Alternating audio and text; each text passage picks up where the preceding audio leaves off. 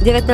novembra boli niektoré školy na Slovensku úplne zatvorené, niektoré pracovali iba v obmedzenom režime. Dôvodom je akcia Deň zdravia alebo učiteľská kvapka krvi. Učitelia, ktorí sa do tejto akcie zapojili, sa v tento deň rozhodli darovať krv. Tí, ktorí z rôznych dôvodov nemohli darovať krv, absolvovali lekárske vyšetrenie, aby zistili, aký je ich zdravotný stav. Pedagógovia chcú týmto podujatím, ktoré zorganizovala iniciatíva bratislavských učiteľov, poukázať na zlú situáciu v školstve a zároveň prejaviť svoju nespokojnosť s nízkymi platmi. Cieľom je poukázať na zlý zdravotný stav školstva, ako aj skutočnosť, že vlády za posledných 25 rokov nevenovali tomuto faktu dostatočnú pozornosť. Deň zdravia alebo učiteľskú kvapku krvi podporilo svojou účasťou viac ako 160 základných škôl z celkového počtu 2000 a viac ako 720 stredných škôl. Vo Vranove nad Topľou sa do tejto akcie zapojilo 5 základných škôl, a to základné školy Sídlisko 2, Sídlisko Juh, Lúčna, Bernolákova a Kukučínova. Riaditelia škôl udelili žiakom riaditeľské voľno, keďže z dôvodu neprítomnosti pedagógov na vyučovacom procese by neboli schopní zabezpečiť výchovno-vzdelávací proces na školách.